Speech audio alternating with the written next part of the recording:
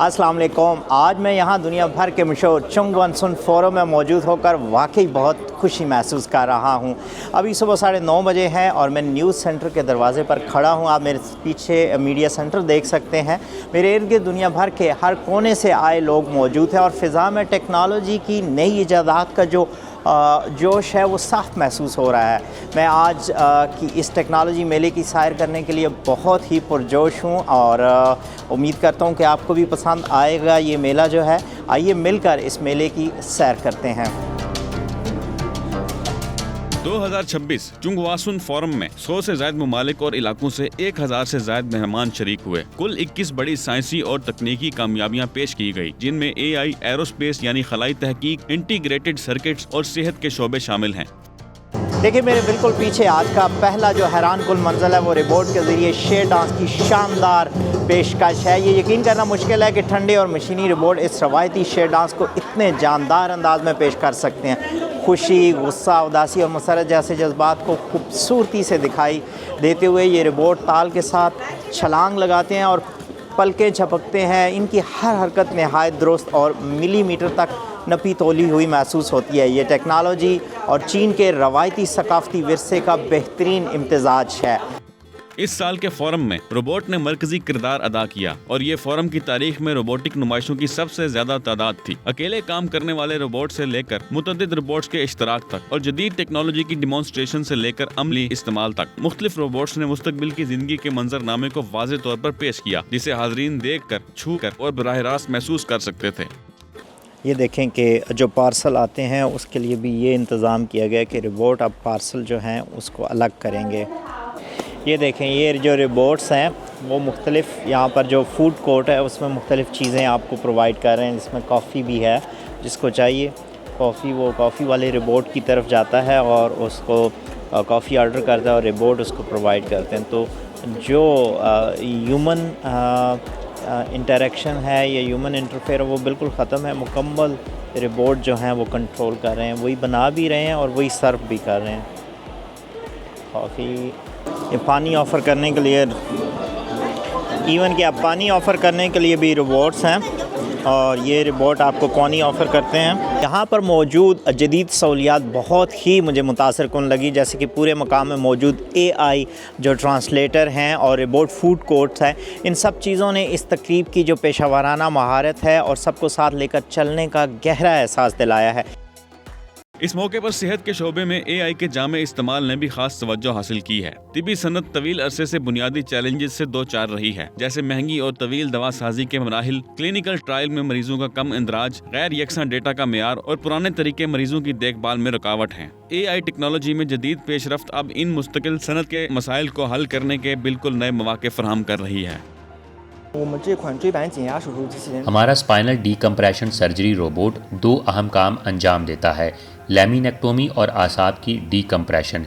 इस अमल के दौरान रियल टाइम एक्सरेज की ज़रूरत नहीं होती, सिर्फ प्री ऑपरेटिव सिटी स्कैन काफ़ी होता है। रोबोट सब मिलीमीटर की दुरुस्ती के साथ सर्जरी करता है। डॉक्टर बराह रास्त हिस्सा लिए बगैर ऑपरेशन मॉनिटर करते हैं, जिससे उनके हाथ आज़ाद रहते हैं और सर्जरी की इस्तेदाद यानी कारकर्दगी की रफ्तार में नुमाया इजाफा होता है। अब तक ये 70 से ज़ायद क्लिनिकल केसेस में इस्तेमाल हो चुका है। ये एक रोबोटिक सिस्टम है जो ख़ुद कार फ्रैक्चर रिडक्शन के लिए बनाया गया है। ये रिवायती ओपन सर्जरी की जगह ख़ुद कार क्लोज्ड रिडक्शन इस्तेमाल करता है। साबिका तरीके के मुकाबले में, जिसमें 1000 से 2000 मिलीलीटर खून ज़ाया होता था, रोबोट की मदद से की गई तकरीबन 100 सर्जरीज़ में हर मरीज़ में 50 मिलीलीटर से कम खून ज़ाया हुआ है। चीरा 20 से 30 सेंटीमीटर से कम होकर सिर्फ 1 से 2 सेंटीमीटर रह गया है। मरीज़ों को कम वक्त के लिए बेड पर रहना पड़ता है और हस्पताल में ठहरने की मुद्दत भी कम हो गई है, जबकि सर्जरी के अखराजात 40 से 50 हज़ार युआन तक कम हो गए हैं। फ़िलहाल ये चीन के 22 सूबों में इस्तेमाल हो रहा है और अब तक तकरीबन 1000 क्लिनिकल प्रोसीजर किए जा चुके हैं। ये एक AI की मदद से चलने वाला कैथेटर शेपिंग रोबोट है जो बुनियादी तौर पर न्यूरो इंटरवेंशनल सर्जरी के अहम मरहले माइक्रो कैथेटर शेपिंग में इस्तेमाल होता है। مریض کی معلومات کو سسٹم میں ڈالنے پر الگورتھم ڈاکٹرز کو بہتر کیتھٹر اور شریان کے راستے فراہم کرتا ہے۔ یہ سرجری مکمل ہونے کے وقت کو 80% تک کم کر دیتا ہے۔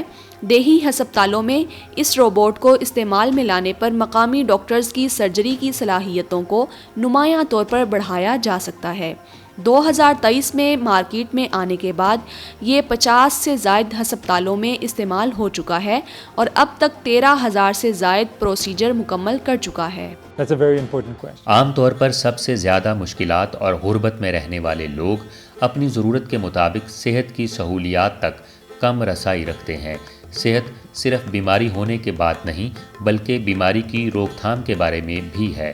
اس کا مطلب ہے کہ لوگوں کو حفاظتی دیکھ بھال اور صحت کو فروغ دینے والی خدمات تک رسائی حاصل ہو، جو محدود وسائل اور ہیلتھ کیئر کی کمی کی وجہ سے اکثر فراہم کرنا مشکل ہوتا ہے۔